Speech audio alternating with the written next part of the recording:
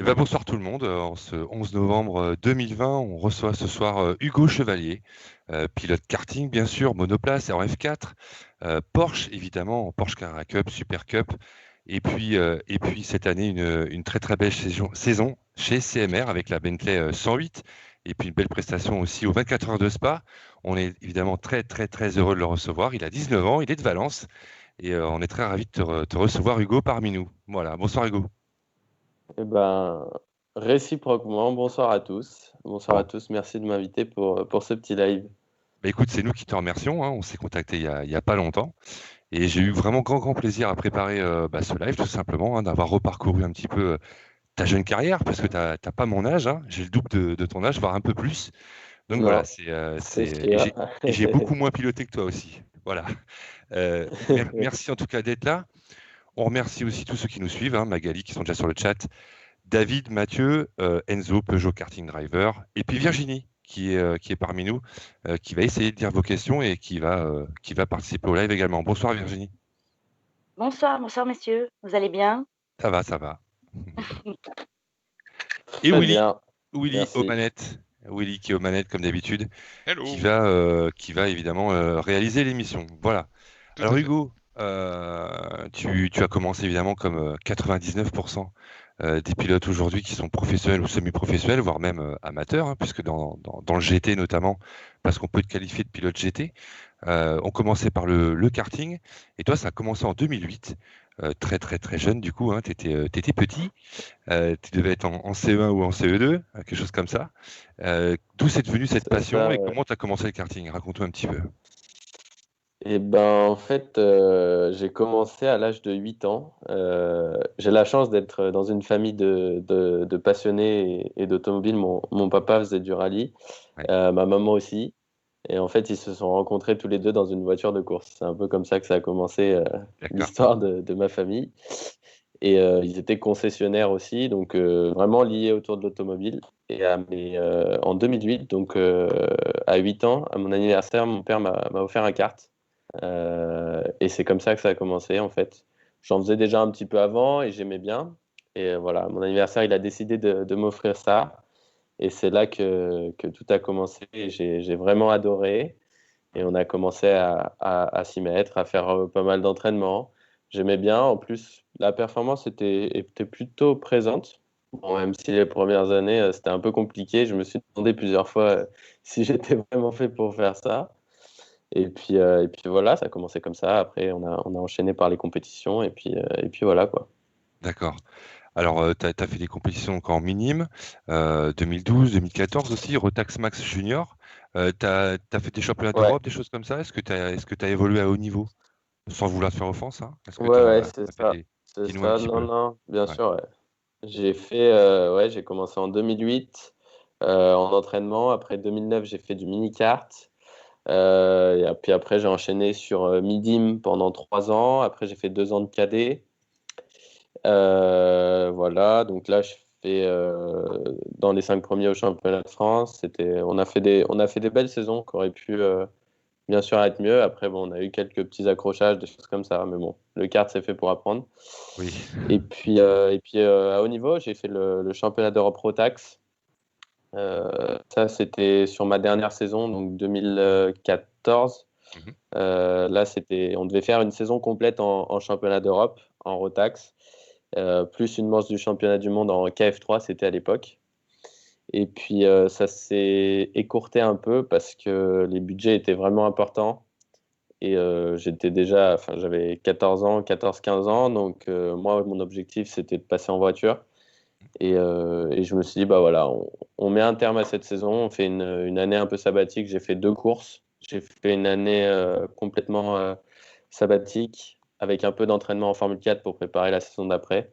tout à Et fait. c'était un peu voilà, le passage en voiture qui s'est déroulé pendant cette saison de 14-2015, quoi. Ouais, effectivement. Donc, tu disais que c'était une très très belle école, le karting. On va s'attarder un petit peu sur la F4. Et ce qui m'a frappé, c'est que j'ai lu une longue interview que tu as donnée en 2019 à Nogaro. Voilà, j'ai lu pas mal de choses sur toi. Et il y a quelque chose qui m'a relativement frappé, parce que c'est pas le cas de tout le monde pour des jeunes pilotes. Tu as dit, je te lis, J'ai toujours voulu participer à des courses de GT, contrairement à pas mal de pilotes qui rêvent de Formule 1. J'ai participé à la F4 pour apprendre toutes les bases du pilotage et l'objectif était de me diriger directement vers le GT. La Cup a été une révélation pour moi, peu importe quand je monte dedans, je prends tellement de plaisir au volant. C'est une voiture très difficile car il n'y a aucune aide à la conduite, mais à chaque fois que je m'assois dedans, c'est du plaisir assuré. C'est la meilleure école de pilotage. Voilà. Donc on va venir après tout à l'heure à ce qui est de la Porsche Carrera Cup. Mais ce qui est étonnant, on a reçu Julien Orion, qu'on salue, donc samedi dernier, qui lui est focus sur la F3, F2 et la Formule 1.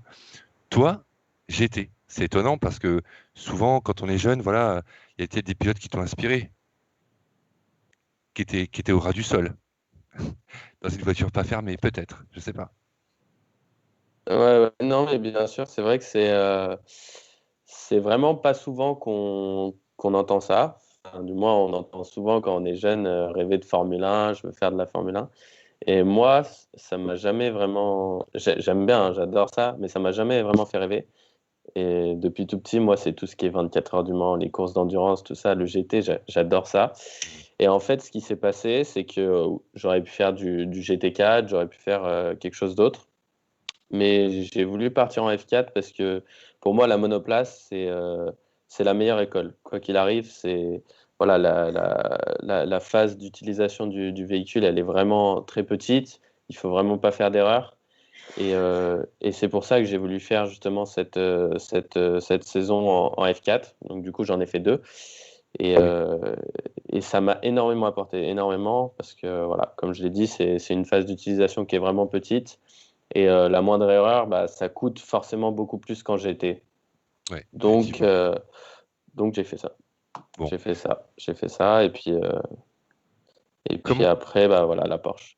ok, comment tu as réussi à t'adapter entre le karting, on pose la question à tous les pilotes qu'on reçoit, hein, évidemment. Karting, on passe à une monoplace.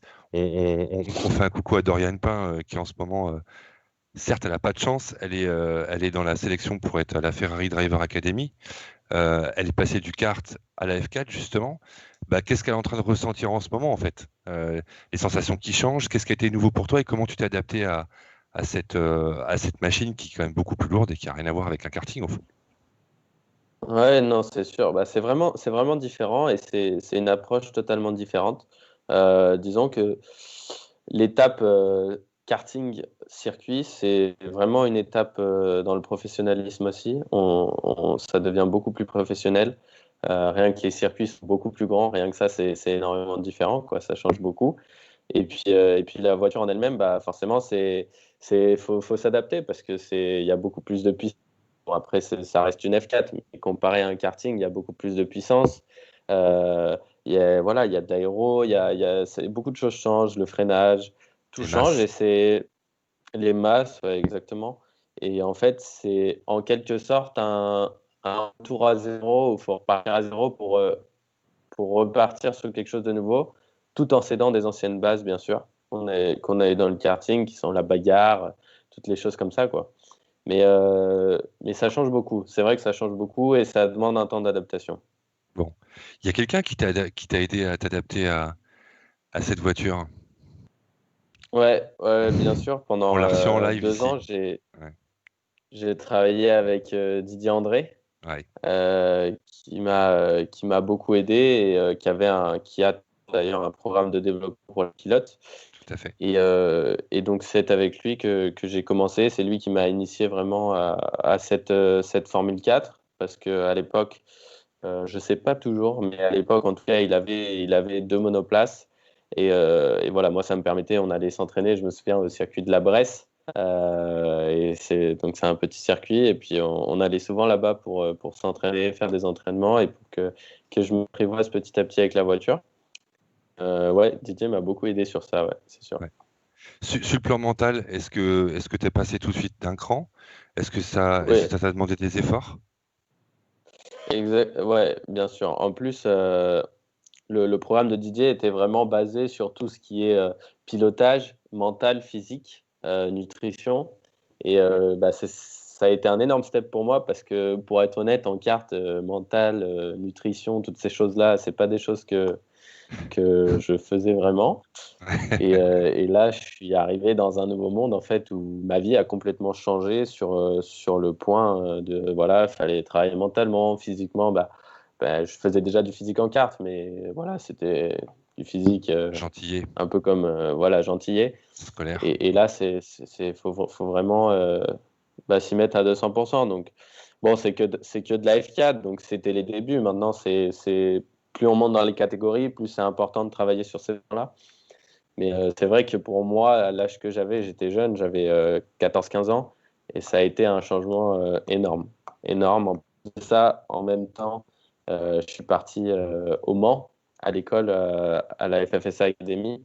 Tout à fait. Et je me suis retrouvé à 15 ans tout seul en appartement, en colocation avec mon ami chinois Ifeye. Oui. Et c'est vrai que c'était, voilà, c'est une année, tout m'est arrivé directement. Et ça a été dur, mais aujourd'hui, j'en suis vraiment content parce que ça m'a énormément aidé, énormément. Ouais. Comme dans beaucoup de métiers, quand on commence quelque chose, une nouvelle aventure, voilà, tu as 15-16 ans, après on vieillit un peu, mais on grandit aussi en tant qu'homme, hein, et c'est pas évident de tout conjuguer, l'école, le pilotage, l'aspect mental, physique, loin de chez soi, parce que évidemment Le Mans, c'est pas à côté de Valence, hein, on est bien d'accord, donc c'est très loin et c'est pas J'étais à forcément simple. Annecy en plus, donc c'était encore plus loin. Oui, c'est vrai. D'ailleurs, C'était souvent fun. on te qualifie d'Annécien, Oui, ouais, alors que tu es plutôt né je suis dans le pas sud. annécien, je suis drômois. Voilà, c'est pour ça que je voulais J'ai rétablir ce habité détail. c'est ça, je suis Vas-y. né à Valence, mais j'ai vécu mes 18 ans à Annecy, et je Ouais, suis revenu à Valence l'année. d'accord, impec. Donc, ton année presque sabbatique, c'était 2015. D'ailleurs, quand on a Ouais, préparé le live, je me suis dit, mais je trouve rien sur 2015. Je comprends pas, normal. il y a un coup d'arrêt. J'ai cherché, parce qu'évidemment, C'est je te normal. suis pas depuis que tu es tout petit. Et j'ai cherché, et au téléphone, tu me dis, bah non, j'ai une année sabbatique, mais il y a quand même 3 courses de F4. Donc, il y a quand même quelques roulages, bien sûr. Et puis 2016, là, on commence vraiment à taper dans le dur, avec 23 courses, C'est ça, 5, ouais. 5 podiums, et tu termines 6e du championnat de France. Voilà, sixième et quatrième du junior, il me semble, pour ma première saison. Et c'était une saison qui avait vraiment bien commencé.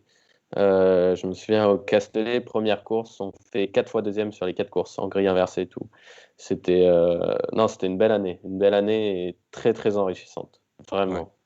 Ça m'a appris énormément de choses. C'est On pour peut, ça d'ailleurs que la deuxième saison, je suis reparti en F4. ouais, on peut considérer que c'est un peu le début de ta réelle carrière automobile dans le sport automobile, je pense. Par rapport à ce que je vois, Voilà, oui, enfin, c'est là que ça part vraiment, en fait, pour toi. c'est sûr, c'est un début. Après, bon, carrière, c'est un bien grand mot parce Oui, que j'aimerais bien plus tard en avoir une très belle, mais je suis qu'au début encore. Mais non, c'est le commencement de tout. Ouais. C'est le commencement de tout. de tout, exactement. T'étais dans quel team? Alors, il n'y avait pas de team en F4. Il n'y avait Ouais, pas de team, c'est formules de promotion qui sont. Donc, c'était l'Autosport Academy à l'époque. ouais, Et maintenant, la FFSA Academy. Et tout le monde a la même voiture. ouais, ça oui. Voilà. Ok, Donc, il n'y a pas de team. ok. La victoire en 2017, c'était sur quel circuit? Alors, 2017, victoire au Castellet, Castellet, c'était. voilà. Je C'était fais au exprès, je le Castellet, sais, hein. alors c'était. Ouais, vas-y. Ouais, c'est un circuit que j'adore. Ouais, C'est un de mes circuits préférés. Pas beaucoup de monde l'aime, mais moi, je l'aime, je l'adore. Après, bon, c'était une victoire qui était, qui était très. J'étais content, mais je marquais pas de points ce week-end-là. Et c'est ça qui a été. L'année 2017, elle a été très compliquée pour moi. Vraiment, ça a été un début de saison, mais j'avais le chat noir, clairement. Je repartais. Mon seul objectif, c'était de remporter le championnat, que j'avais déjà la saison avant. Et je me retrouve milieu de saison, je suis 12e ou quelque chose comme ça du championnat. ouais. J'avais que des soucis techniques, que dans des accrochages. J'avais T'avais le syndrome année Romain noire, Grosjean, clairement. non? Je Mais plaisante. j'avais Ouais. que des soucis, quoi. Donc Ouais. compliqué. Mm.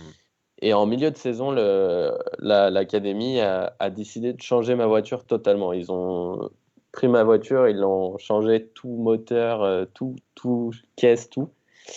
Et là, ça a commencé à remarcher. Et, on fait, je fais les 3 ou 4 dernières courses, je fais des podiums, voilà, top 5, c'était vraiment mieux. Et puis, ce qui s'est passé, c'est qu'en fait, j'avais 2 choix. Soit je faisais toute la saison complète de F4, normalement, soit juste avant la F4, juste avant la dernière course de F4, il y avait la sélection Porsche France en Porsche Carrera Cup. Ouais. Et c'est vrai que moi, ça m'intéressait beaucoup parce que, comme je l'ai dit juste avant, le GT, c'est ce que je voulais faire. Et voilà. Et en fait, j'avais tellement fait une saison compliquée que je me suis dit, bah écoute, tu vas mettre les bouchées doubles, tu vas te mettre à 200% et tu vas aller faire cette sélection. C'est sûr que tu vas pas marquer les points du Castellet. Et au final, c'est vrai que si je marque les points du Castellet, je fais quand même 3e du championnat en marquant la double pole, la victoire, tout ça. Donc ça faisait une saison compliquée, mais au final. Et puis du coup, voilà, j'ai décidé de faire des sélections Porsche et je me suis mis à 200% là-dedans. Je me suis dit que bon, ça allait être quand même compliqué parce qu'au vu de la saison que j'avais faite, voilà, c'était pas l'arrivée la plus facile, entre guillemets. C'est sûr que c'est plus compliqué que si on a tout gagné. Et puis voilà, j'ai fait mes preuves, je me suis mis à fond, je me suis préparé physiquement, j'ai tout fait pour réussir et j'ai gagné cette sélection. Et là, ça a été un des plus beaux moments de ma vie. Ouais, Parce effectivement. que voilà, je me souviens, j'étais en voiture avec mon père et un de mes partenaires Delta Savoie. Et on allait on allait au Paul Ricard d'ailleurs pour une course avec lui. Putain, ce Paul Ricard, il est pas mal, hein. Et Je confirme. il y a Émeric Tougeron qui était le patron de la Carrera Cup France avant, qui m'a appelé pour me dire que j'étais sélectionné. Et, pour être totalement honnête, au début, il m'a posé une question en me disant, est-ce que tu penses faire la Cup l'année prochaine? C'est la première question qu'il m'a dit. Et ça, je me suis dit, bon, bah, c'est mort, c'est pas moi. Et puis après, il m'a dit, non, je rigole, on t'a sélectionné. Et là, ça a été Ouais, t'es pas une chez les fous. joie Une joie intense, immense. Ouais. immense, intense et indescriptible. J'étais Clairement. vraiment, vraiment content. Vraiment content. Bon. Ensuite, comment tu as été recruté par le team Martinet by Almeras avec lequel tu débutes en Porsche Carrera Cup donc en 2018 suite à cette sélection. Comment se passe le recrutement d'un jeune homme, hein, pour conduire une voiture fermée qui est quand même relativement puissante, une écurie qui a beaucoup d'expérience dans ce championnat, qui n'est pas n'importe laquelle pour tout dire. Comment ça se passe et est-ce qu'ils viennent te chercher? Est-ce qu'ils avaient déjà l'œil sur toi? Ils t'ont vu évidemment faire ces sélections, ça c'est une évidence. Comment ça se passe ce recrutement pour toi, Hugo? Eh ben, en fait, Philippe aime beaucoup prendre les Porsche, les espoirs Porsche. Et, euh, et ce qui s'est passé, c'est que voilà, moi je voulais faire la Carrera Cup, j'avais plusieurs opportunités parce qu'il y a plusieurs teams forcément, et on discute avec tous les teams avant. Et au final, c'est avec le team Martinet by Almeras que je me suis le mieux entendu au niveau voilà, sur ce qu'ils me proposaient. Et en plus de ça, ce qui était très bien avec eux, c'est que j'avais possibilité de faire un peu de Super Cup si je voulais. Parce que voilà, pour faire la Super Cup, il faut avoir des places et c'est très compliqué pour les teams. Et donc voilà, c'est comme ça que ça s'est fait. Ça s'est fait comme ça. Après, bon, on avait quelques connaissances en commun. Voilà, et puis ça nous a dirigés vers ce team-là qui était à l'époque voilà, clairement le team qui était au-dessus du lot. Et donc, non, ça a été un bon choix. Je suis très content aujourd'hui. Et puis, j'ai fait mes 2 saisons avec eux d'ailleurs. Exact, tout à fait. Je fais un petit retour en arrière. T'avais eu malgré tout, c'est une question que je voulais te poser, je ne veux pas oublier. Est-ce que malgré tout, tu avais eu des contacts pour continuer la monoplace? Est-ce que tu as vu des personnes qui étaient tentées de venir te chercher pour la F3, pour la F3 par exemple, ou des championnats comme ça, ou pas du tout? Non, non, Non. pas du tout à mon souvenir. Ouais. Après, bon, moi j'avais tellement dit que je voulais faire que du GT. Oui. Ouais, mais bon. Quand on me le demandait, je n'hésitais pas à le dire parce que la monoplace, j'adore ça, mais ça m'intéressait pas. Ça Ouais, m'intéressait ok. pas et moi j'étais à fond d'endurance du moins. Bon. T'as croisé un certain, on va continuer évidemment sur 2018 et 2019, parce que 2018, tu as remporté un titre honorifique qui est important, on va en parler juste après. On a reçu ici aussi à ta place, il y a quand même quelques temps maintenant, un certain Julien Andlauer, avec qui Ouais, tu t'entends toujours bien, je pense, hein, je pense que vous n'êtes pas fâché. Alors, bien sûr, bien sûr. voilà, il a malheureusement pas eu de chance à Spa, Mm, un petit peu moins que toi. Il avait la 99 de mémoire, la Porsche c'est ça, 99 du c'est Rover ça. Racing. Ta relation avec Julien, que tu as eu pendant quelques temps quand même. Ouais, bah, c'est assez drôle d'ailleurs parce que bon, Julien, on se connaissait du kart beaucoup. On a Eh beaucoup oui. roulé ensemble en kart. Ouais, Après, quand j'ai fait la F4, on était tous les deux chez Didier André ensemble. Donc, on s'entraînait ensemble, on passait beaucoup de temps ensemble.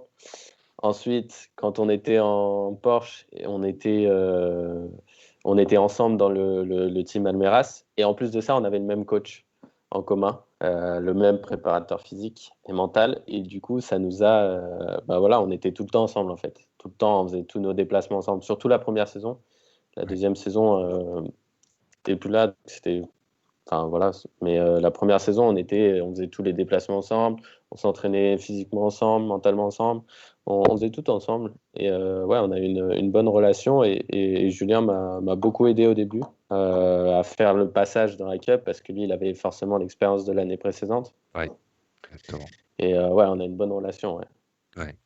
Alors, cette Porsche Carrera Cup, donc ce sont des voitures qui sont rien à voir avec les GT4 ou des GT3.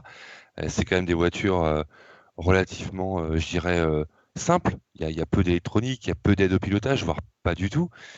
Tu peux nous en parler un petit peu de ça? Je suis curieux, j'ai jamais interviewé un pilote Porsche Carrera Cup, je te le cache pas.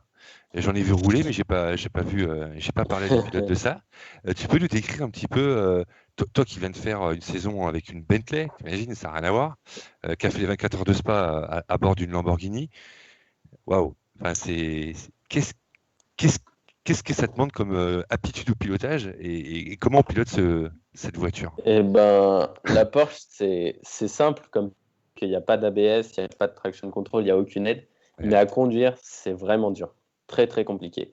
Le- les pilotes professionnels qui sont passés par cette catégorie disent toujours que quelqu'un qui est très vite en Porsche Carrera Cup sera très vite avec n'importe quoi. C'est tout et pour s'explique preuve, alors. ouais, pour preuve, j'ai fait la dernière course là, de la Carrera Cup cette année Ouais, et j'en ai bavé. C'est vraiment une voiture compliquée parce que bah, bien sûr, il n'y a pas le traction control et il y a quand même 485 chevaux. Ça fait une tonne 2, donc ça marche pas mal. En plus, ce qui est très différent, c'est que le moteur est à l'arrière. ouais, Moteur arrière, donc les pneus arrière surchauffent très vite. On a très rapidement du survirage. Les pneus avant ont beaucoup de mal à chauffer, donc on a beaucoup de sous, c'est compliqué. Et puis surtout, le point le plus compliqué, je pense que c'est le freinage parce qu'il n'y a pas d'ABS. Et, euh, et c'est très très facile de bloquer les roues.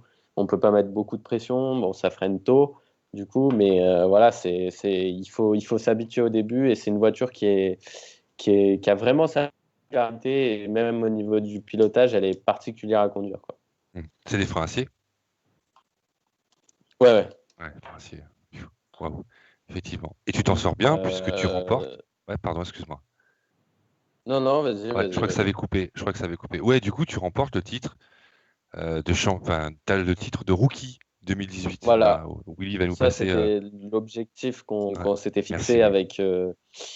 avec le team et avec Patrick Pilet, qui était le parrain et le coach de mon coach puisque j'avais remporté la sélection et que j'étais Porsche Espoir. Et, donc l'objectif, c'était le rookie. Donc on a remporté le rookie, on fait quatrième au général, ce qui est plutôt pas mal, très bonne performance. Voilà, non, c'était une bonne saison, très bonne saison. Ouais. Et là, j'ai vraiment pris du plaisir parce que voilà, je me suis retrouvé dans l'environnement que je voulais et ce que je voulais faire clairement, quoi. Hmm. Un niveau assez relevé, je pense, en Super Cup aussi. Ouais, ouais, ouais. Ouais, la Super Cup, il y a du niveau. Il y a du niveau. On a fait 2 courses. On a fait Red Bull Ring et Silverstone la première saison. Ouais, Et Silverstone.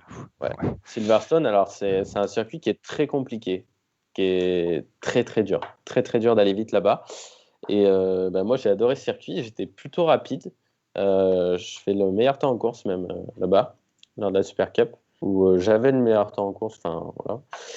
Et non, on a fait la Super Cup, c'était bien passé à Silverstone. Bon, j'avais perdu la roue en qualif, C'est le pas boyau joli. qui avait cassé, Ouais.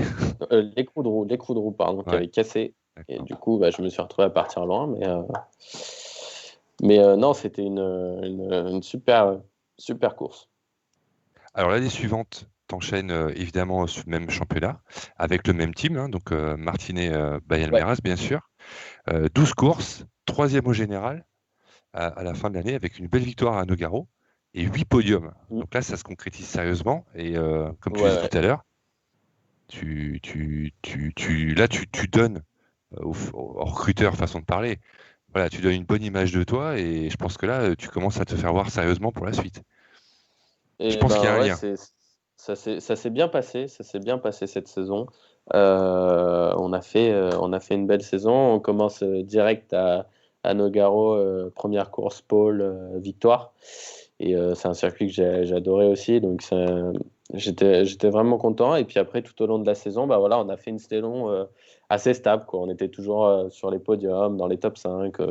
Voilà, enfin, pas d'accrochage. On a fait vraiment une saison stable. Et non, en plus de ça, je fais une Super Cup à Budapest aussi. Bon, c'était un peu plus compliqué parce que j'avais pas trop roulé sur le circuit et tout ça. Je suis arrivé là-bas un peu en dernière minute et c'était un peu compliqué. Mais non, une belle saison. Troisième au général avec une belle bagarre avec Comme le Degar sur la dernière course. Je me souviens parce que tous jouaient sur la dernière course. Et on a eu une belle bagarre tous les deux. Donc non, une belle. Ok. Alors j'ai des questions pour toi. Je les poserai quasiment tout à l'heure parce que ça concerne, enfin, là, pour la plupart, je les ai vus, hein. C'est surtout pour ceux qui nous regardent. Donc Alban n'est pas là ce soir. Non, non, Alban se repose. Voilà. Et donc je maîtrise le live ce soir, on va dire. David aussi, j'ai vu toutes vos questions. Voilà. Donc certains s'inquiètent Oui, d'Alban. Tout va bien. Oui, je vous Virginie. rassure. Je rassure, j'ai vu les questions, mais elles ne sont pas pour tout de suite. Donc j'attends. Oui. Voilà, ça va pas tarder d'ailleurs. Effectivement, il y a des passionnés de 4 heures du Mans, si tu vois ce que je veux dire. Il y a des passionnés de GT ici. Et évidemment, on va te poser des questions. Et puis à la fin, on terminera par 2 petits jeux. Je t'ai pas prévenu, Hugo, mais très sympa, hein. Voilà, on va t'embêter un petit peu et finir sur une note rigolote, même si ce que tu nous dis est plutôt sympa, évidemment. Voilà. Donc 2019, parfait. Porsche Carrera Mm. Cup et Super Cup. Et là, c'est là que, comme je pense, enfin, je pense que tu t'es fait largement remarquer depuis ces 2 années-là, donc 2018 et 2019. Et 2020, moi qui suis le GT World Challenge Sprint et Endurance pour notre groupe Facebook, ouais, ça me gratte l'oreille. Pour notre groupe Facebook, donc Wake GT Live, tu intègres CMR, donc une équipe française, avec une Bentley, qui cette année est un petit peu capricieuse, cette Bentley, et tu t'engages sur la saison sprint. Alors évidemment, dans des conditions particulières, puisque le calendrier a été revu de long en large à cause de ce virus qui nous embête depuis un petit moment et qui continue de nous embêter. Voilà. Donc voilà, c'est un très très beau recrutement. Et toi, qui voulais être pilote GT et sûrement devenir professionnel, c'est une excellente année pour toi qui s'est ouverte 2020. C'est sûr. Et c'était pas parti comme ça. C'est ça qui est la petite anecdote qui était. C'est que c'était pas du tout prévu comme ça. Normalement, je devais faire la saison 2020 avec toujours en Porsche Carrera Cup et en Super Cup, faire le double programme avec le team Almeras. Mhm. Et en fait, ce qui s'est passé, c'est que il y a eu ce Covid qui est arrivé. Et je me suis retrouvé pendant le Covid. Bon, au début de Covid, j'étais prêt, je m'entraînais. Tout était prêt. Et pendant le confinement, j'ai commencé à avoir des appels de mes sponsors en me disant, bon Hugo, ça va être compliqué de t'aider cette année, il va falloir qu'on réduise le budget. Et le problème, c'est que là, je me suis retrouvé bloqué parce que je pouvais plus rien faire. Donc, j'ai dû dire au team Almeras que voilà, je ne pouvais pas faire la saison parce que financièrement, ça ne collait pas. Je ne pouvais pas, je devais arrêter. Et là, je me suis retrouvé dans une impasse qui a été compliquée pour moi à vivre parce que je me suis dit, bah mince, je fais quoi? J'arrête le sport auto. Et, en fait, bon, j'en ai parlé un petit peu, je ne l'ai pas dit ouvertement, mais j'en ai parlé à quelques personnes et forcément, il y a le bouche à oreille. Et au final, j'ai eu des propositions qui sont arrivées, mais qui étaient, qui étaient intéressantes, mais ça ne pouvait pas coller avec ce que je voulais. Et en dernière minute, j'ai eu la chance, donc, je suis très proche de Jules depuis très longtemps, depuis que je suis tout petit. Et en fait, lui, donc, il est pilote professionnel chez Bentley, pilote officiel.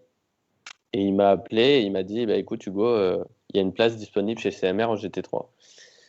Et donc là, je me suis dit, bon, bah, ça c'est intéressant. Maintenant, il va falloir voir financièrement. Et en fait, financièrement, comme le programme a été réduit, coupé de pilotes, et ben, pour moi, ça a été parfait. Et c'est pour ça que je me suis lancé en GT3. Donc au final, c'est pour ça, je l'ai beaucoup dit, c'est un mal pour un bien pour moi. Parce que je me suis retrouvé dans la catégorie élite, alors qu'au début du confinement, même pas j'y avais pensé une seule seconde, quoi.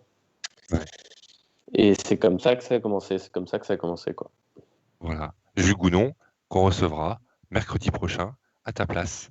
Et ben voilà. On enchaîne, ça sera le prochain live pilote. Ça sera notre cher Jules qui a gagné notamment, qui avait bien commencé la saison. Hein. Il a commencé par gagner Bathurst en Intercontinental GT Challenge. Voilà. Exactement. Donc on va parler avec lui, on va s'éclater comme avec toi, mercredi 18 novembre à 20h45. Voilà. Il y aura d'autres choses entre les deux, on en reparlera tout à l'heure. Donc voilà, donc une saison qui commence bien pour toi, avec une Bentley. Alors tu passes de Porsche, une tonne 2, tu dis 450 chevaux, et évidemment c'est différent, la GT3 est une voiture qui est assez lourde, qu'on dit pataude et lourde. Est-ce que tu peux nous en parler? Parce qu'on l'entend beaucoup ça, on le lit beaucoup aussi. Raconte-nous, dis-nous un petit peu comment tu t'as apprivoisé la 108, parce que c'était la 108 CMR. C'est ça, 108. Ouais, et ben, c'est pas du tout le cas. C'est pas du tout le cas au niveau du fait que ce soit un bateau. C'est vrai que extérieurement, la Bentley, voilà, on a l'impression. Quand on la voit, on se dit bon, c'est une grosse voiture, c'est lourd. Et ben finalement, c'est pas la plus lourde, c'est une des plus légères. Elle fait qu'une tonne 3, une tonne 295 exactement. Donc c'est 100 kilos de plus que la Porsche, ce qui est pas beaucoup. Voilà, après c'est une voiture qui est bon, au début c'est toujours un peu différent parce que on passe dans une grosse voiture. Là il y a un traction control, il y a un ABS, il y a un volant avec plein de boutons. Et au début c'est vrai que c'est un peu perturbant. Il y a plein de manipulations à faire. Là, on passe vraiment dans un monde au-dessus, quoi. Et puis non, c'est pas du tout à conduire, c'est pas du tout bateau. Alors c'est une anglaise, il y a la conduite à droite dans la Bentley. C'est pour ceux qui peuvent demander, c'est un peu bizarre les 2 premiers tours, quoi. Mais ça change pas grand-chose. Franchement, ça change pas grand-chose. Et puis non, après, c'est une voiture qui est très, très rapide sur le sec. Très, très rapide sur le sec. Après, sous la pluie, on a eu un peu plus de mal. Mais à conduire, la GT3, c'est un autre monde. C'est clairement un autre monde. Il y a beaucoup d'aéro. Ça freine très tard, très, très tard. On a l'ABS, on a le traction control. Dans les virages, on peut passer beaucoup, beaucoup plus vite. Voilà, il y a de l'aéro, quoi. C'est un peu plus typé monoplace entre guillemets, mais sur une GT que la Porsche où il n'y a pas du tout d'aéro. Mais les GT3 qui font un tabac, hein, de la part des fans notamment, des fans de GT. Évidemment, tu le sais très bien, le GTE, le GT3 sont des disciplines qui vont évoluer. GTE, je parle évidemment WEC.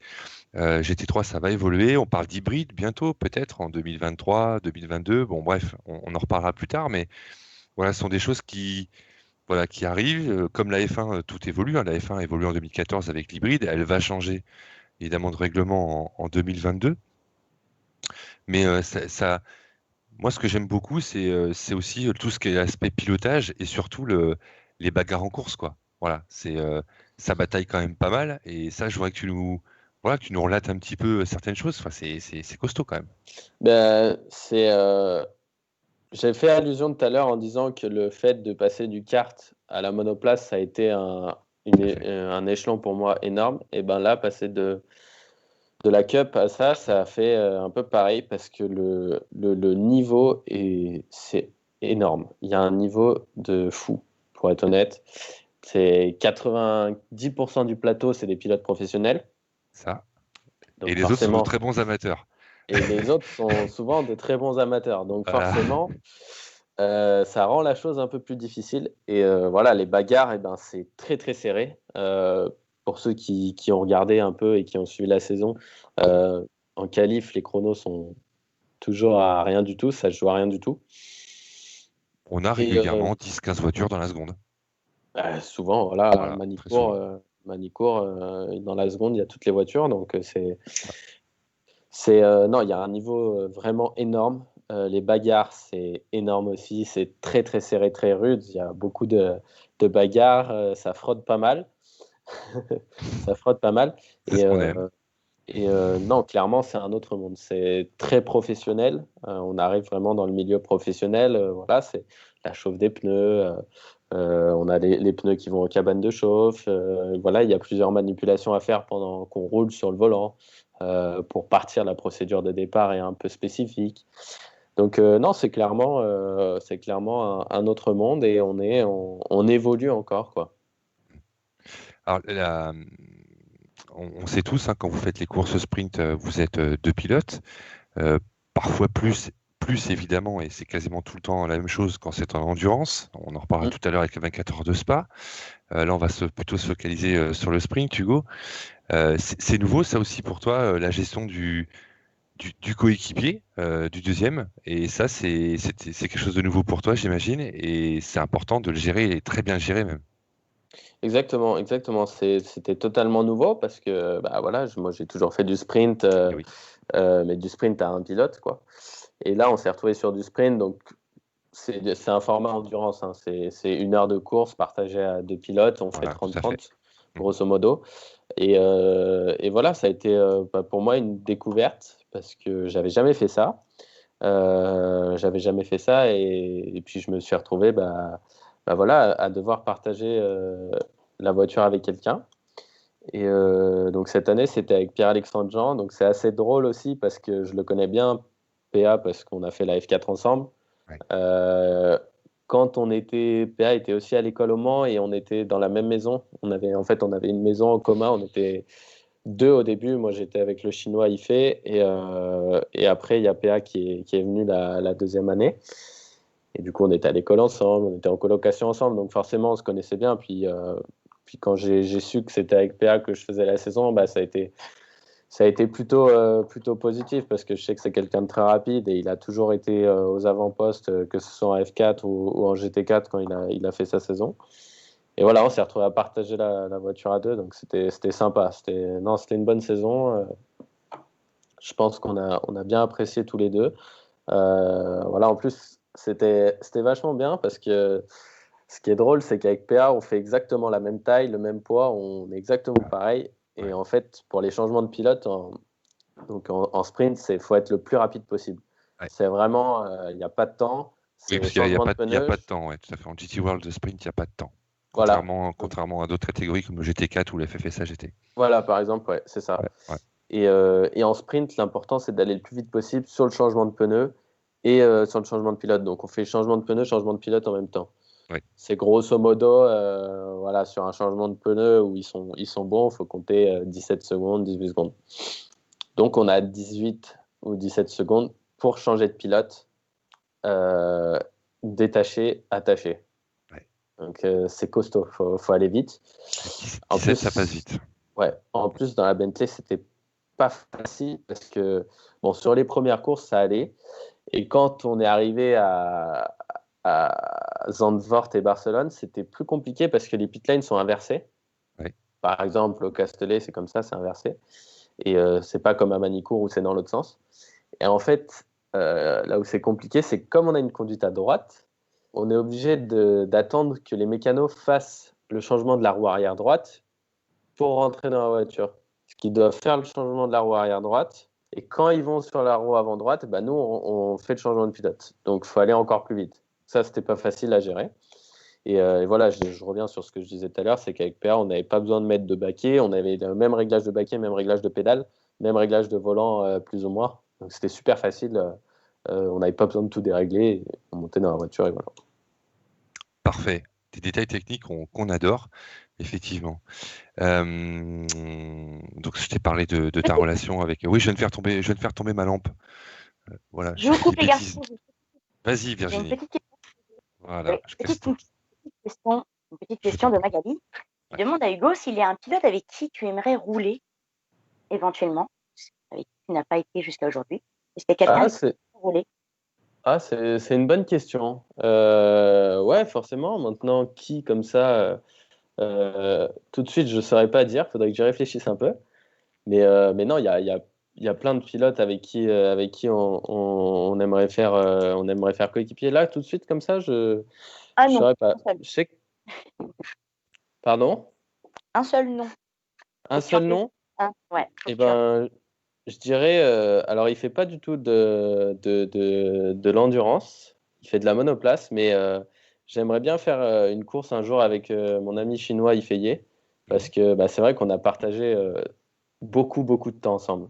Que ce soit, on a été vraiment très proches et très amis, même encore aujourd'hui, hein. Je vais souvent chez lui, il vient souvent. Enfin, on passe pas mal de temps ensemble, on fait pas mal de sport, du simulateur ensemble. Et c'est vrai que c'est quelqu'un que j'adore et dont je suis hyper. Enfin, je suis. C'est quelqu'un qui est arrivé en France à 14 ans, il parlait pas français, il parlait que chinois, et il est arrivé tout seul en France et il a fait sa vie comme ça. Et en fait, ben voilà, aujourd'hui, c'est un ami proche. Et c'est vrai que j'aimerais bien partager le volant avec lui un jour, ça pourrait être sympa. D'accord, merci. Alors, on a d'autres questions, on les a notées, mais elles sont encore une fois en rapport avec allez, ce qu'on va aborder tout à l'heure, la partie endurance notamment. Il y a Alban qui me dit, qui est là quand même, et qui me dit Bentley ou Porsche? Ah, La je question. savais que j'allais Bah, t'embêter avec la question qu'il ne faut pas poser. ah, T'as non, même le pas, droit de parce botter en que. touche. T'as le droit de botter en touche. Voilà. Non, non, mais Ah, je t'en prie. je pense que c'est deux catégories totalement différentes, clairement. Ça n'a rien à voir, donc c'est difficile de juger. On a d'un côté une partie sprint, d'un côté une partie endurance, une voiture qui est beaucoup plus typée pour l'endurance, une voiture qui est beaucoup plus typée pour le sprint. Non, c'est complètement deux voitures différentes et j'adore les deux. Bon, j'ai une petite préférence pour la GT3 quand même, mais, mais, euh, mais voilà, non, c'est deux voitures différentes et deux catégories totalement différentes. Donc c'est vraiment dur de juger. Ouais, ça marche. Alors, inutile de rappeler que tu t'es engagé donc en GT World Challenge Sprint dans la catégorie Silver. Oui, on lui demandera Bentley ou Lambo, évidemment, mais laissez-moi parler de la Lambo avant. Voilà, parce qu'il change de voiture, il change de voiture tous les ans ou tous les 2 ans, notre cher Hugo. Donc c'est l'avantage et on va pouvoir avoir. On a eu son avis sur Porsche, on a eu son avis sur la Bentley et on est ravis. Évidemment, il va nous parler de la 555 qui a roulé à Spa avec des petits doigts autour du volant et ça, c'est super sympa. On va voir ça avec un beau podium évidemment. Qu'est-ce que je disais du coup? Oui, première place à Zandvoort sur ce circuit qui a été. Nous, on aime bien la F1 aussi, qui a été annulé pour ce qui est de la F1. Mm, Victoire en malheureusement. silver et P3 en deuxième course. Ouais, malheureusement, effectivement. Qu'est-ce qui a bien, très bien marché, puisque c'est les meilleurs résultats de CMR avec la 108 Mm. pendant la saison. Qu'est-ce qui a très bien marché et pourquoi? Et ce circuit était tout nouveau parce qu'on n'avait pas Eh testé oui. du tout. On n'a jamais testé là-bas avec la Bentley. Enfin, on n'avait pas fait. Moi, avant la saison, j'ai fait 2 journées de test et c'était à Paul Ricard et à Barcelone. Et, euh, et c'est vrai qu'on n'a vraiment pas testé là-bas et on est arrivé là-bas un peu là. Bah, voilà, La on fleur va au fusil. découvrir. Voilà, on va découvrir. Et ça a bien commencé, ça s'est bien passé. On était plutôt performants. Et en fait, ce qui s'est passé, c'est on a la chance qu'elle a été avec nous quand même, parce que les conditions étaient séchantes et il pouvait y avoir un peu de pluie. Et la plupart des gens ont misé sur les slicks. Nous, on s'est dit, bon, allez, on met les pluies. Et il s'est mis à pleuvoir dans le tour de chauffe. Et du coup, on s'est retrouvé, c'était PA qui était au volant, qui prenait le départ, et il s'est retrouvé au premier tour, il était déjà troisième, je crois. Ouais. Et voilà, et il me rend la voiture troisième, il me semble.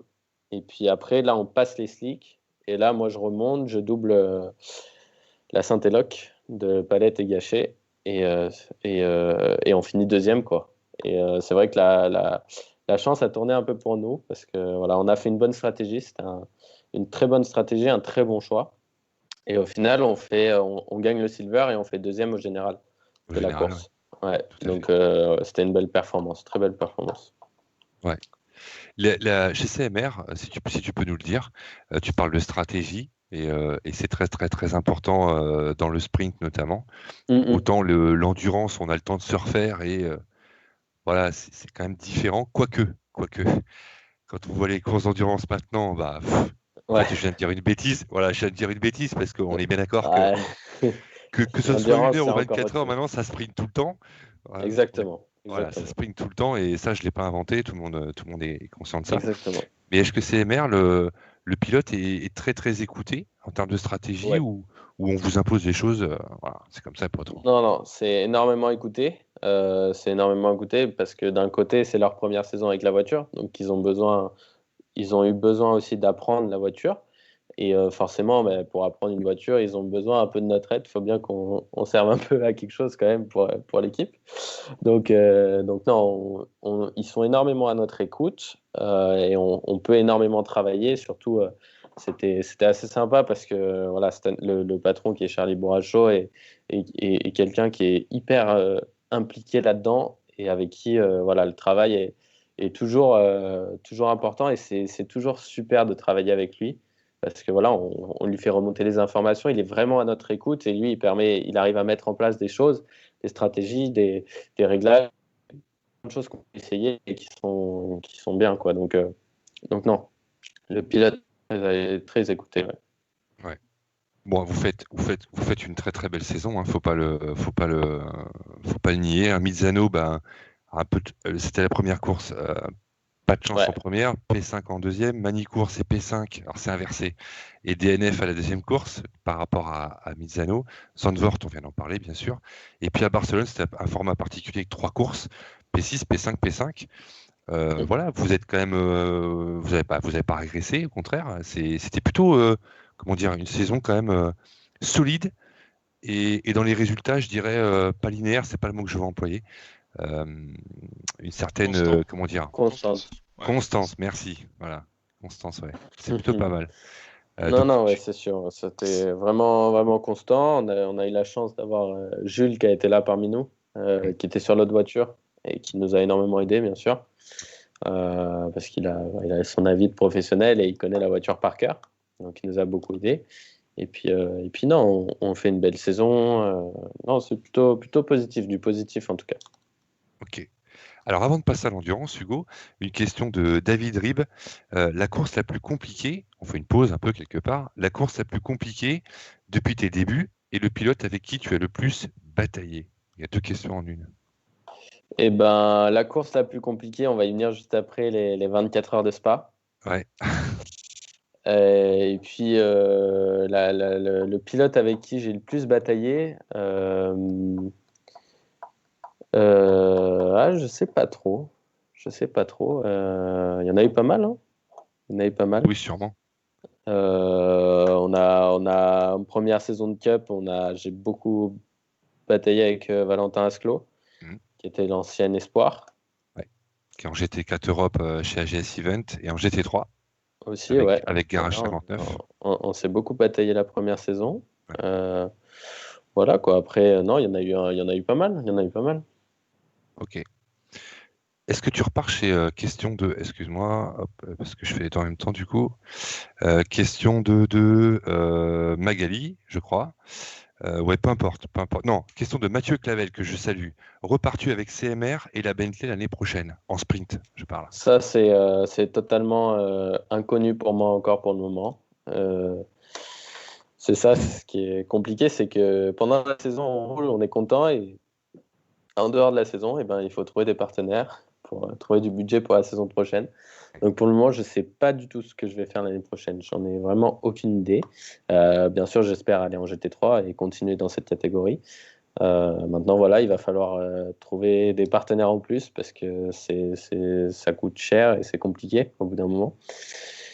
Et puis on verra. On verra de quoi l'avenir sera fait. On verra, j'espère pouvoir trouver de bonnes opportunités. Et puis voilà.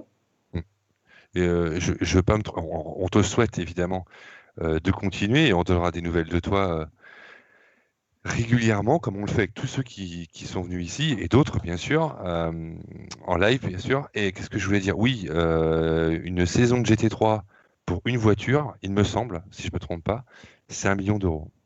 C'est à peu près ça. C'est à Voilà. peu près ça, ouais. Voilà. Sur une saison Saison complète, complète. c'est un peu plus même. Sur Oui, un double programme. ouais, effectivement. Voilà. Donc pour donner une Ouais, idée c'est...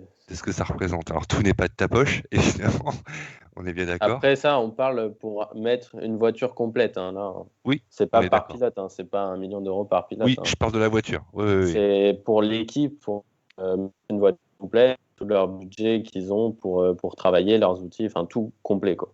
Voilà, C'est un exactement. packaging. Voilà, la voiture, exact. Voilà, c'est bon, on a terminé avec les questions pour l'instant. Alors, tu as fait le sprint dans une saison très très raccourcie. Ça a duré quasiment que 2 mois environ pour la course, pour le championnat sprint. Donc C'est ça. pour nous c'était sympa, mais en même temps, il fallait suivre la F1, le GT, le Wake en même temps. Bon, le Wake, ça a été relativement léger, mais ouais, ça a été un petit peu compliqué, mais en même temps, on a adoré. Et puis on attend la finale du FFSA GT4 France, qui devrait avoir lieu donc du coup le week-end du 20 novembre, au Paul Ricard justement. Voilà. Donc double frustration, on peut toujours pas y aller, mais c'est comme ça. Voilà. Et donc tu as été recruté, on va dire, par chance ou sûrement parce que tu le mérites, pour intégrer le Orange 1, Orange One FF1, FFF Racing sur Lamborghini pour Spa. C'est ça. Génial, C'est ça. génial. Ouais, Ouais. ouais. C'était un objectif qu'on s'était mis cette année, c'était de faire Spa parce que bah voilà, Spa, c'est une des courses les plus difficiles au monde, on va pas se le cacher, et tout le monde le dit, enfin, la plupart des gens le disent, Bien sûr. Avec le Nürburgring, je c'est, pense que. voilà, Ouais. c'est clairement une course difficile, et c'est une course qui est très regardée, que ce soit des teams, des constructeurs, vraiment tout le monde regarde, donc, et ben voilà, il fallait que je la fasse, et j'ai réussi à trouver une opportunité pour la faire avec FFF Racing sur la Lamborghini Huracan. Et une expérience de dingue, clairement, clairement. Alors j'ai regardé, je le dis, j'ai pas honte de le dire, j'ai regardé 19 heures sur 24 au total. Voilà. La nuit, Pas ça m'a mal. emmené. Le portable était quand même allumé, hein, donc j'ai dormi avec. Donc je sais pas si ça s'imprime dans le cerveau, mais peu importe. J'ai regardé 19 heures sur 24. Au début, ça devait être même 25 heures. C'est Avant le ça. Covid, ils avaient imaginé faire 25 heures, enfin, à cause du Covid, puisque on a reculé d'une heure, on est passé à l'heure d'hiver pendant la course. Voilà. Vous avez eu des conditions, on va attaquer par ça, des conditions exceptionnelles quand même, et une nuit avec enfin, un peu plus entre 14 et 15 heures de course de nuit. Non, c'était dur parce que, voilà, ouais, au début, pour ceux qui savent pas, la course devait faire 25 heures. Sauf que le problème, c'est que pendant le week-end, il y avait un changement d'horaire et l'organisateur SRO avait peur que le système de chronométrage et de live timing coupe pendant la nuit au moment du changement d'horaire. Donc, c'est pour ça qu'on a fait une 24 heures. Mais en fait, on s'est tout décalé et on s'est mis sur l'heure UTC. Donc, la course commençait à 16 heures, je crois. Oui. C'est ça, Elle hein, a 16 commencé à heures. 16 heures parce qu'il y a eu un crash en Super Voilà, ouais, Trofeo c'est ça, ouais. et vous avez C'est commencé ça. une demi-heure de Et retard. du Ouais. coup, nous, en fait, pour les équipes, comme c'est vraiment une stratégie complète, on a commencé la course à 14 heures, en fait. On a tous mis notre téléphone à 14 heures et on a fait la course comme ça, sur l'heure UTC, comme ça, c'est l'heure universelle et rien ne change. Et les conditions, bah voilà, c'était hard, hein. Clairement, c'était hard. Début, c'était bon. Moi, on était quatre sur la voiture. J'étais le dernier pilote à partir, donc j'ai pris mon relais. J'ai plus les horaires exactement en tête, mais il me semble vers minuit ou quelque chose comme ça. Et non, vers 22 heures, ça. 22 heures heure française. Et c'était chaud parce que bon, il s'est mis à pleuvoir un petit peu. On était en slick. Ensuite, au changement de pneus, je repars, il se met à pleuvoir. J'étais en pneu neuf, en slick neuf. C'était vraiment dur. Vraiment dur. Fallait pas faire d'erreur. L'important, c'était justement de faire aucune erreur. Et c'est l'objectif qu'on s'était fixé en début de week-end. On s'est dit, bon, voilà, on fait notre course, on fait pas d'erreur. Et puis voilà. On espère que ça va bien se passer. Et voilà, ça s'est bien passé. Après, les conditions les plus dangereuses, c'était le matin. Le matin, vers 5 heures du matin, 4-5 heures, quand j'ai fait mon deuxième relais. On fait des doubles stints, donc c'est des relais de 2 heures. On fait 1 heure, un arrêt au stand, ravitaillement, changement de pneu. On repart 1 heure et après changement de pilote. Et là, c'était très dur parce que les conditions étaient séchantes. Et en fait, il y avait une seule trajectoire, une seule ligne qui était sèche et tout le reste trempé. Et le problème, c'est que la ligne, tout le monde passe au même endroit. Et il suffit de mettre la roue 10 cm trop à droite ou trop à gauche. Et c'est fini. La course, elle est finie. Et c'est l'accident direct. Donc, fallait pas faire d'erreur. Fallait pas faire d'erreur. Et c'est pour ça, notamment, vers 5 heures du matin, pour ceux qui ont regardé, il y a eu énormément de safety car et de full coursiello parce qu'il y a eu beaucoup d'accidents dus aux conditions, quoi. Oui, ça a été compliqué. Très compliqué. Très compliqué. Très, En très. effet. Et de l'intérieur, c'était vraiment difficile. Difficile. Fallait pas faire d'erreur, vraiment. Non. Alors il y a quelques pilotes français qui se sont illustrés, notamment Dorian Boccolacci, qui est venu aussi à ta place il y a quelques temps. On l'avait invité. Il nous avait présenté son programme, donc avec l'Audi. Il était chez Saint-Éloque. Il a même mené la course. Voilà. Pendant un temps, j'ai même cru qu'il pouvait la remporter parce qu'il s'était plutôt bien placé. Dans la dernière heure, ouais. Ouais. Mais il pleuvait sévèrement. Ouais. Ah oui, la dernière heure, il s'est mis à pleuvoir et Ouais. et on a eu un Earl Bamber, non, un Nick Tandy, pardon, je dis des bêtises. Nick Tandy qui a fait Nick un festival. Et Un festival. Une petite question pour toi, Je t'en Hugo. prie. Finalement, tu préfères rouler de jour ou de nuit? Alors c'est très différent, c'est vachement différent. Je vous avoue qu'à Spa, c'était quand même mieux de jour parce que de nuit, il y avait les conditions climatiques et le problème, c'est que le circuit est très peu éclairé. Et le problème, c'est qu'on était en slick sur une piste qui était un peu mouillée et séchante. Et le problème, c'est qu'on voit rien et on ne sait pas en fait où on est. Donc c'est vraiment difficile parce qu'en slick sous la pluie, c'est une patinoire, quoi. Il faut vraiment faire attention. C'est très compliqué. Donc il fallait pas faire d'erreur. Et là, pour le coup, de jour, c'était quand même un peu plus rassurant parce qu'on voit les lignes, on sait où on met la roue. La nuit, c'est vraiment on y va et puis voilà. On voit quand même parce on avait des phares LED qui allument énormément, mais bon, la vision, puis de nuit, tout paraît plus vite. On a l'impression qu'on arrive beaucoup plus vite. Donc, mais bon, j'adore la nuit quand même. J'adore la nuit quand même, et plus de jour pour les 24 heures. C'était particulier vraiment là. Ouais. Virginie, je t'en prie. Et pour enchaîner, tu préfères rouler sous la pluie ou sur le sec? Et ben ça, c'est pareil. C'est deux. Alors moi, j'adore la pluie. Depuis tout petit, j'ai toujours aimé ça parce que la pluie, ça glisse. C'est l'effet karting. C'est l'effet karting et j'ai un père qui vient du rallye et qui aime bien glisser. Alors il m'a transmis un peu ça. Bon, après, bien sûr, en GT3, là je dis ça en rigolant, mais en GT3, il faut glisser le moins possible, enfin dans toutes les catégories de toute façon, parce que sinon on perd du temps.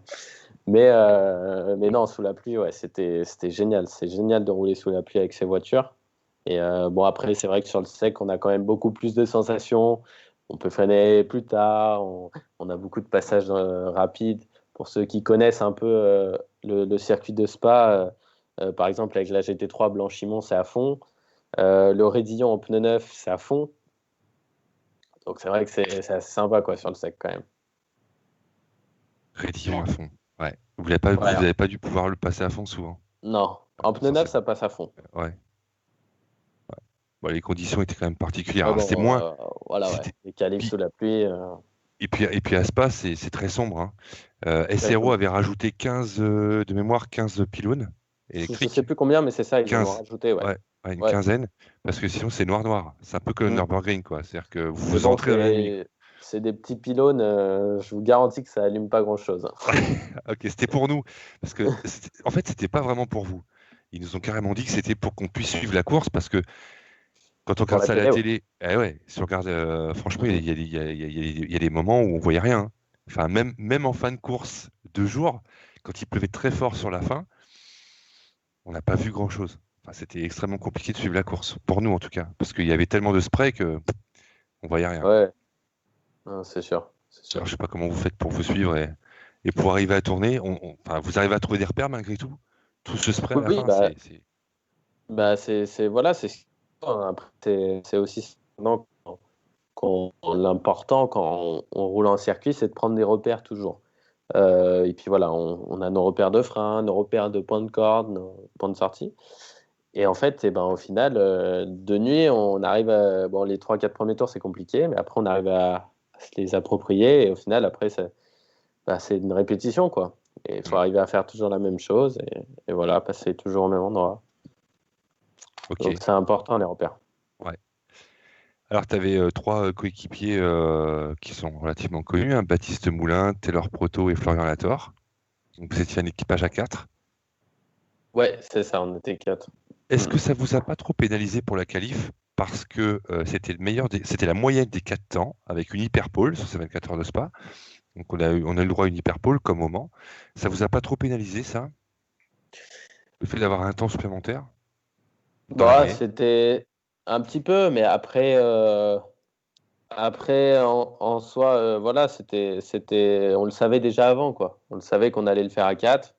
On le savait. Et puis bon, c'est sûr que le faire à 3, c'est plus compliqué et c'est toujours. Bah voilà, il y a moins de changements. Ça demande une stratégie un peu différente. Donc, on le savait. On le savait à l'avance. Donc, non, voilà, ça ne nous a pas perturbé. Ça marche. Alors donc du coup, tu es prêt pour Le Mans? J'espère un Question de jour. Magali Dalban. J'espère un jour, c'est mon rêve ultime. Ouais. C'est Le Mans, c'est ce que j'ai toujours rêvé faire parce que voilà, c'est dans mon pays, de un. Et puis non, je pense pas que c'est une course très compliquée par rapport à Spa en termes de Je pense que voilà, ça l'est moins, mais bon, ça l'est moins parce à qu'il y a mon des grandes sens. lignes droites, il y a voilà, c'est un peu moins sportif. Et c'est Le Mans, quoi. C'est Le Mans. Exactement. La plus Je sais grande pas course du comment on monde. peut le décrire, mais Le Mans, c'est Le J'ai Mans. j'ai justement Magali qui demande quelle équipe t'aimerais intégrer si tu faisais les 24 heures du Mans. Eh ben, ça, c'est une bonne question. J'ai pas vraiment d'équipe que je Favori? voudrais intégrer. Et, enfin, j'ai pas de préférence, du moins. Mais voilà, j'espère pouvoir y participer. J'espère pouvoir un jour vivre de ma passion et justement, ben, voilà, pouvoir participer à ces 24 heures du Mans. Après, peu importe avec qui ou quoi je le fais, ce sera toujours une expérience fabuleuse, quoi. Bien sûr. Il y a Lucas Légeret, hein, qu'on a reçu aussi, qui est venu nous Ouais, parler donc, qui est soutenu par Rébellion. qui a fait Le Mans, ouais. Lucas, qui était le plus jeune pilote au Mans, il a ton âge, hein. Mm.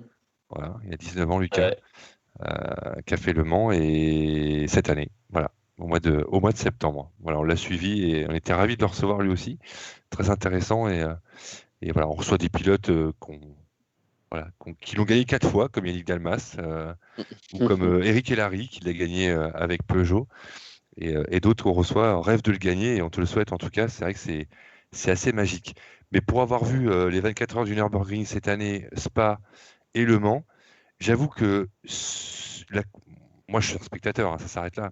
Celle qui m'a donné le plus de frissons, enfin, l'action qui m'a donné les frissons, c'est Nick Tandy. Ça c'est clair. Quand il double l'Audi dans le Raidillon, c'est énorme. En revanche, en termes de courage, parce que l'endurance c'est ça aussi, hein, c'est du courage, c'est des aventures humaines. Le Nürburgring cette année, bon, il y a 9 heures de drapeau rouge, certes, mais ça a été. Je sais pas si tu as regardé la course, mais enfin, Ouais, bien sûr. Bah, c'était pas très sérieux même. Ouais. c'est quoi. C'est toujours, c'est une course qui est extrêmement difficile. J'aimerais bien la faire un jour d'ailleurs. Ouais. Et voilà, là, c'est encore autre chose parce qu'on a des GT3 avec des petites voitures, des petites BM ou des choses comme ça. Forcément, ça doit pas être facile. Ça doit pas être facile, le trafic et tout, ça doit être difficile. En plus, c'est un peu, pas se le cacher, c'est un peu plus du rallye que du circuit. C'est ça. 15 catégories. Et non, c'est. Ouais. plus les conditions, la nuit, ça doit être très dur, très très dur. Ouais.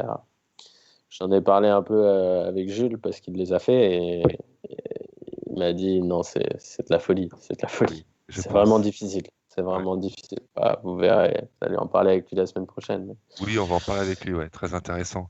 Les plus grands se sont fait avoir, hein. Je crois que Marcello s'est fait avoir, enfin, des drames, quoi. Marcelo, il s'est fait avoir. Ouais.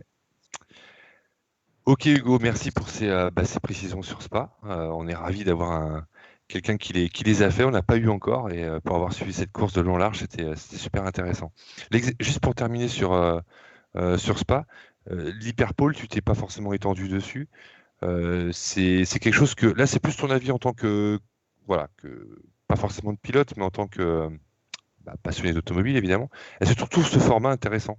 Parce que la pole position sur une course d'endurance, c'est pas forcément super utile, mais on évite le trafic au départ. Non, c'est sûr. C'est pas quelque chose qui est forcément le plus utile, mais je trouve ça génial parce que ça rajoute un peu de peps, quoi, et pour le public, les spectateurs, c'est sympa, quoi. Ouais. Et puis partir un pilote chacun, je trouve ça génial. Moi, je trouve la Super Bowl, je trouve que c'est génial, vraiment. Ouais. Puis voilà, ça laisse une chance pour ceux qui ont été dans le top 20 et qui sont peut-être loupés. Eh ben, ça leur laisse une chance de plus. Donc, non, c'est sympa. C'est sympa. Ok, parfait. Alban qui nous demande si toutefois tu faisais les 24 heures du Mans, donc je pense que tu veux les faire en GT évidemment pour commencer. Et puis plus tard, est-ce que tu te projettes, tu te dirais tiens, avec les nouveaux règlements qui arrivent, avec les hypercars, LMD aussi, est-ce que c'est quelque chose qui t'intéresserait peut-être à terme dans ta tête, une hypercar? Parce que toi, je pense que tu auras le droit à l'hypercar si ça devait arriver. C'est sûr. Les LMP1, c'est terminé. C'est quelque chose qui t'intéresserait? Clairement, ouais. Clairement, ouais. Le GT, bon, bien sûr, c'est quelque chose que j'ai toujours aimé. Le GT, j'adore ça. Après, voilà, moi, je suis ouvert tout ce qui est proto et tout. C'est quelque chose que j'adore aussi. Et je suis ouvert à toutes ces choses-là. Donc bien sûr, j'ai pas de tout ce qui fait de l'endurance. En fait, j'adore ça. C'est moi ce que j'aime vraiment, c'est l'endurance. Ok. Et partager avec plusieurs personnes, tout ça, c'est vraiment quelque chose que j'adore. Donc je suis ouvert à tout, moi, de toute façon. Donc bien sûr, ouais, bien sûr. Bon, c'est bien. Alors, vous n'avez pas tous la même philosophie. Voilà, selon les pilotes et votre âge surtout. Voilà, certains sont très focus sur la monoplace, d'autres sont très ouverts. C'est plutôt intéressant. Vous n'avez pas du tout les mêmes façons de voir les choses et c'est normal puisqu'on reste des humains de toute façon. Mais en tout cas, ouais, je te le souhaite de le faire en GT puis après en LMH, LMDH, ça risque d'être pas mal. Voilà. Et puis il y a aussi l'IMSA qui peut te tendre les bras, même si c'est des gros budgets. Il y a plein de choses. Voilà, il y a vraiment plein de choses et puis je pense que tu y arriveras, il y a aucun souci. Comment dire, avant de tirer un trait sur la saison 2020 que tu vas nous conclure, on va dire, 2021, tu nous as déjà répondu. Moi, j'avais une question à te poser puisque on l'a déjà posé à des pilotes. Si tu devais conseiller un jeune pilote très très jeune, qui a 16 ans, voilà, qui voulait se lancer dans le sport auto, qu'est-ce que tu lui conseillerais de faire ou pas? Eh ben, Qu'est-ce que tu lui dirais? Ça dépend vraiment ce qu'il veut faire et ses objectifs.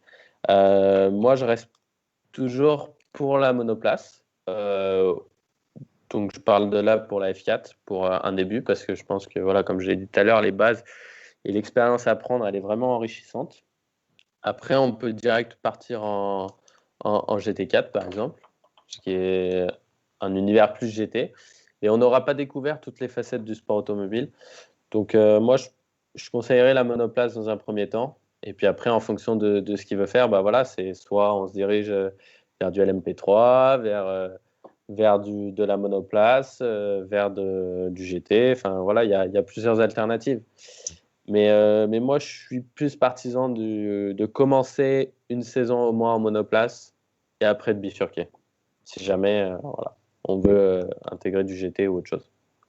L'avantage du GT3, c'est qu'aujourd'hui, le GT3 s'exporte partout. On peut courir en GT World Challenge, en IMSA, j'en oublie, en DTM bientôt. Mm. En DTM bientôt, ouais. Et oui, DTM en bientôt. DTM bientôt, et donc en sprint et en endurance. Voilà, c'est ça que je voulais dire. Et ça, c'est C'est plutôt ça. pas mal. Il y a Ça, c'est plein plutôt pas mal. d'opportunités à saisir et voilà, le GT3 est le GT est beaucoup plus ouvert. Exactement. Comment ça s'appelle? Petite Virginie. question. Voilà, Virginie, je t'en Oui, tout prie. à fait. Tout à fait. Alors, j'ai une petite question de David Rib qui te pose la question à savoir si quelle a été pour toi la course la plus compliquée depuis tes débuts.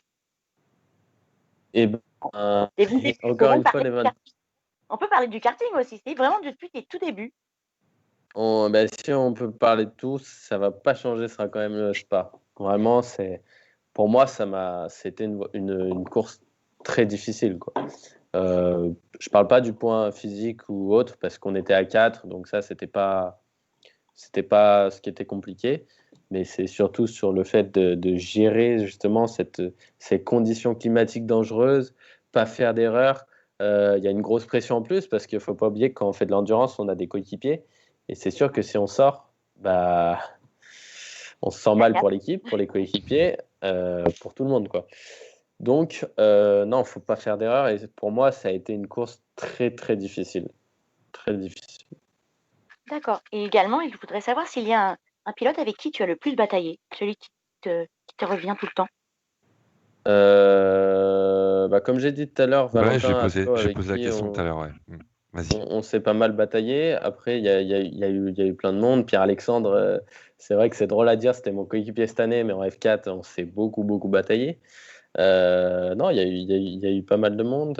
Ifé, on s'est pas mal bataillé sur la première saison, sur les premières courses. Voilà, non, il y a pas mal de monde. Ça marche. Willy. Merci Virginie. Willy. Oui. Tu as fait un sondage. J'avais Ouais. pas vu. J'ai mon Facebook qui a planté son portable. C'est pour ça que je suis Ah aveugle depuis à peu près une bah demi-heure. bravo. Je suis pas aveugle, je vois très bien Hugo puisqu'on passe par Skype, nous. Mais moi, je n'ai pas le chat depuis une demi-heure. Voilà. Ouais. Vas-y. Donc j'ai lancé un petit sondage parce que vu que nous on avait parlé un tout petit peu avant de tes trophées et de tes casques, est-ce que tu donc évidemment la réponse est oui, c'était la question, c'était est-ce que vous aimeriez voir les trophées et casques d'Hugo? Voilà. Donc si tu peux nous les présenter, ça serait Ouais, parfait. pas de souci. Bon, j'en ai pas mal. Là, avec moi, je vais vous montrer les trophées. Je vais vous montrer un peu. J'ai pas tout avec moi, mais j'en ai quelques-uns. Ouais, pas de souci, comme tu le De sens, l'autre hein. côté. Pas de souci. Là, par exemple, celui-là, c'est le trophée de Spa. Parce que voilà, aux 24 heures, on fait troisième sur la catégorie Silver. Eh oui. Troisième J'ai magnifique été ici. trophée, ouais. Voilà le trophée. Garde-le bien sûr. Après, T'as Zandvoort derrière, je crois. Zandvoort. Bon, attendez, j'enlève les écouteurs, je vais vous en amener. Ouais. J'arrive. Vas-y, je t'en prie.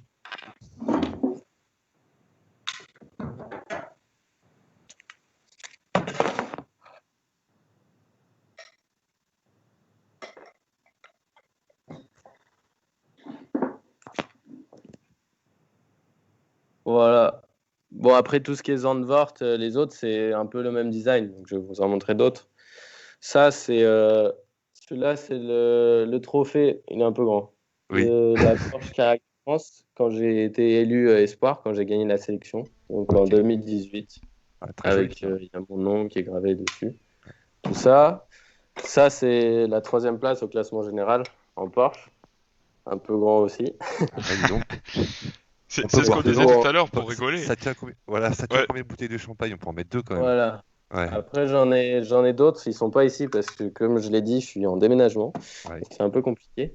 Et puis les casques, alors, j'en ai 2 ici. J'en ai plusieurs, mais là, j'en ai pris 2. Je vais vous les montrer.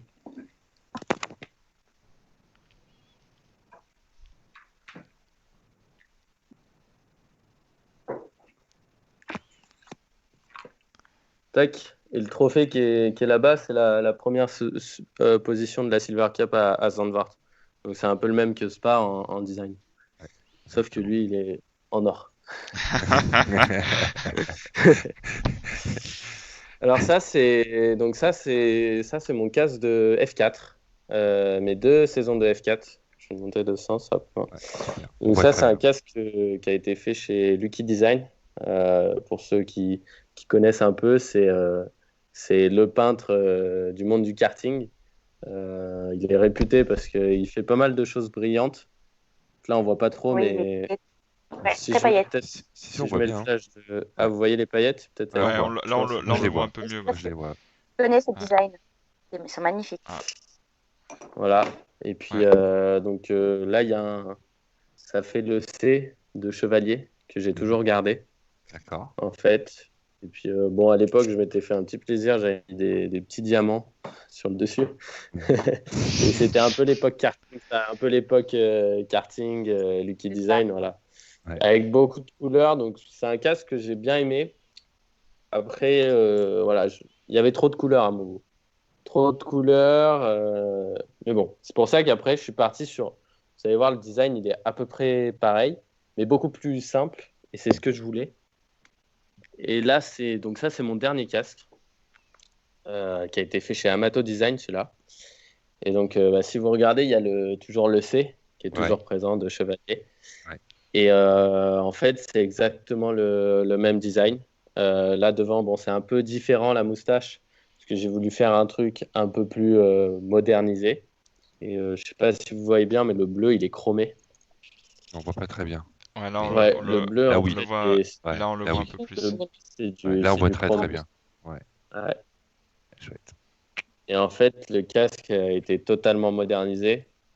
Bon, là, normalement, il y a un aileron, mais bon, GT3, l'aileron, c'est pour les changements de pilote, c'est pas la meilleure chose. Ouais, c'est sûr. En option.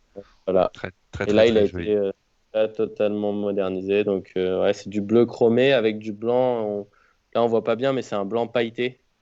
Ouais, on le Au distingue. soleil, Là, on c'est le très distingue avec brillant. le reflet.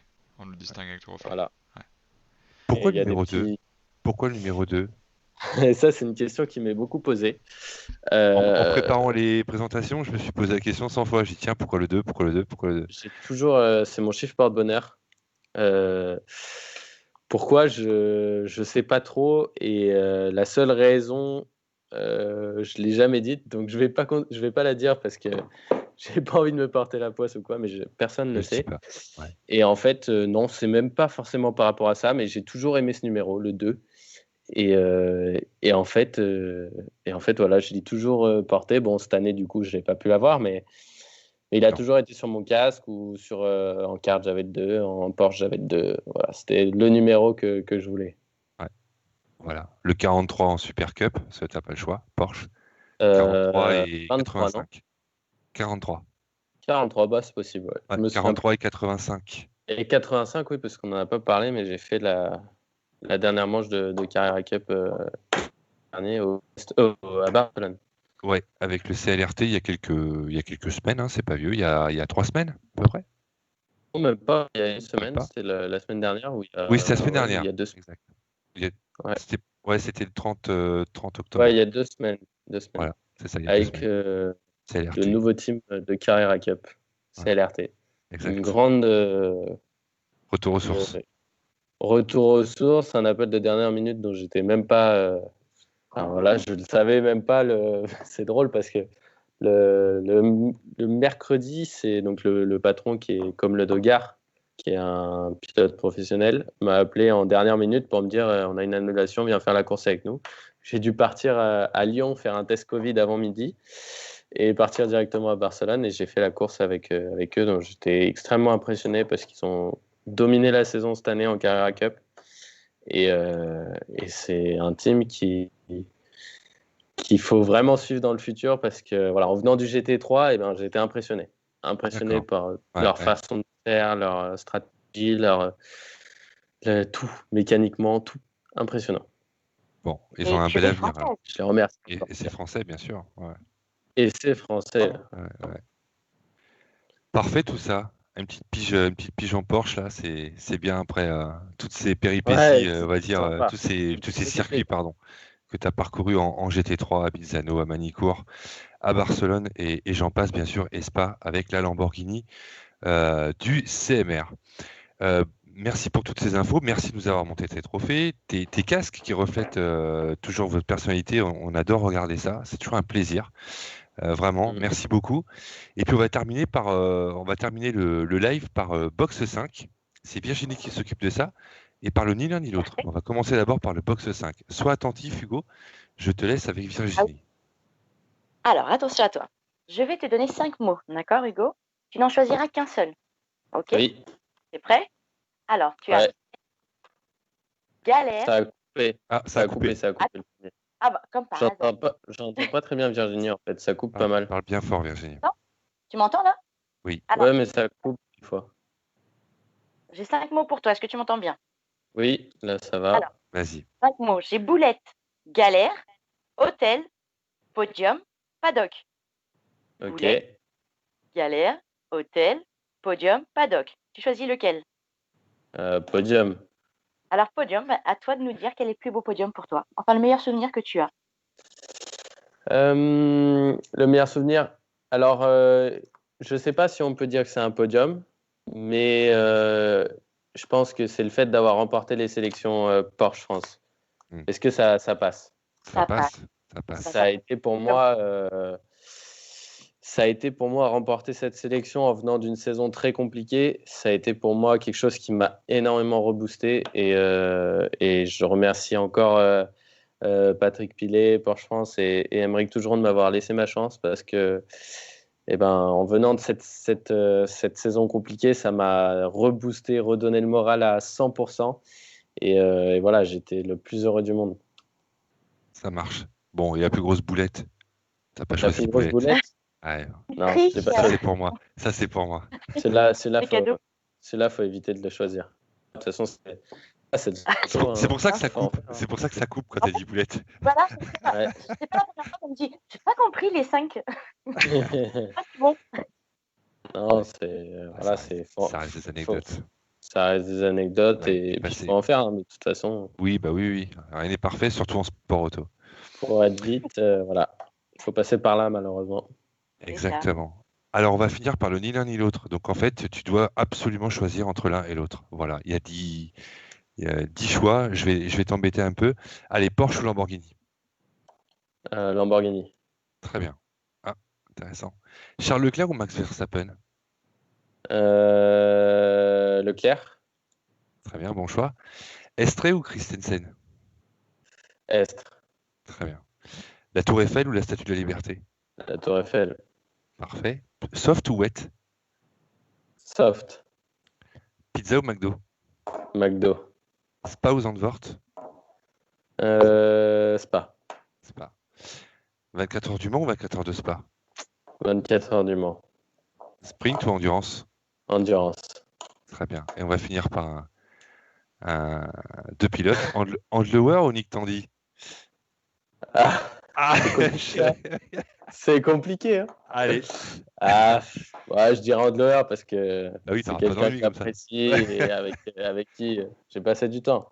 Exactement. Après, non, c'est vrai que quand on voit le relais de Nick Tandy à Spa, c'est vrai que ça devait être sympa. En plus, dans le dernier tour, la boîte qui commence à casser et à pisser l'huile, ouais, ça doit être hard. Rock'n'roll, exactement. Alors, tu le sais pas, mais merci beaucoup de s'être prêté au jeu. Et il y a le commentateur du SRO qui disait c'est rien, ça doit être une prise de son dans la voiture ou les caméras qui déconnent. Ouais. Non, pas du tout, ça empirait. Voilà. Exactement. Donc, exactement. Voilà. Exactement. La tradition, Hugo, c'est que tu conclues le live. C'est toi qui fais la conclusion. N'aie pas peur. Hein. Fais ce que tu veux. Fais comme tu le sens. Non, bien sûr. C'est toi qui conclut ce live. Et puis après, on va faire quelques petites annonces. Et puis, on laissera nos membres qui nous ont regardés et qui je remercie d'être fidèles. On les remerciera évidemment d'être parmi nous. Voilà. À toi de conclure. Bon, super. Il n'y a pas de questions, rien? Je conclue alors. Ah oui, Virginie, peut-être. Il y a peut-être d'autres questions, je pense pas. Mais... non, moi je suis restée sur le ni l'un ni l'autre, la boxe. Hein. Ah non, tout à fait. Ok. Bon, écoutez, en tout cas, merci beaucoup de votre accueil. C'était super sympa de faire ce live avec vous. Et puis, parce que c'est un de mes premiers d'ailleurs sur les réseaux, donc c'est toujours sympa de débuter avec des gens comme vous. Et puis, merci à tous ceux qui ont suivi le live. J'espère que j'ai pu répondre à vos questions et vous apporter quelques petites anecdotes sur ma petite carrière et mon petit début de carrière. Et puis voilà, j'espère que tous ensemble, on va réussir à atteindre le plus haut niveau Et puis voilà, n'hésitez pas à me suivre en tout cas sur les réseaux sociaux. Et puis voilà quoi. Bonne soirée à tous en tout cas. Merci. Alors reste avec nous, Hugo. Ne coupe Ouais, pas je reste ta avec vous, je caméra. reste avec vous, bien sûr. Merci à toi d'avoir accepté. Hein. C'est vrai que tu as accepté tout de suite mon invitation. On n'est pas forcément super connu, mais on a quand même plus de 2000 membres qui nous suivent sur Facebook, notamment. Et puis j'ai mis ton adresse Instagram pendant tout le live sous ta photo. Voilà. Donc n'hésitez pas à super. suivre Hugo N'hésitez pas. _Chevalier. Voilà, allez le suivre. On va suivre évidemment ta carrière en sprint et en endurance, quoi que tu fasses d'ailleurs. Voilà, donc merci beaucoup de nous avoir suivis à tous et à toutes. Merci Virginie d'avoir posé les questions. C'est toujours un plaisir. Bien sûr. Merci à Hugo surtout. Merci à toi. Merci à vous. Merci encore à vous. Super agréable. Merci Willy d'avoir réalisé cette émission comme d'habitude d'une main de maître. Willy gère le groupe F1 Racing Live. Et puis Virginie, qui nous a prêté sa douce voix ce soir, gère le groupe Karting. Voilà, Kart in Live. Voilà, donc n'hésitez pas à la suivre aussi sur Facebook, Instagram et tout le tout team. Merci Hugo, bon courage, merde pour la suite et Plein de bonnes continue en choses. GT3 qu'on se régale. Voilà. Merci beaucoup à vous. Merci de nous avoir suivis, merci les membres, merci beaucoup. N'hésitez pas à partager et à très très vite. Le prochain live, c'est Jules Gounon le 18 novembre. Et puis, évidemment, ce week-end, sur Facebook notamment et sur Instagram, les 12 heures de Sebring pour Scale d'IMSA, les 8 heures de Bahreïn, et puis les 1000 km du Paul Ricard à suivre chez nous, sur nos réseaux. Voilà, donc gros programme, 26 heures de course. Bonne soirée à tous, merci beaucoup Hugo. Merci Willy, merci Virginie, merci à tous. Bonne soirée à tous. Ciao. Bonsoir.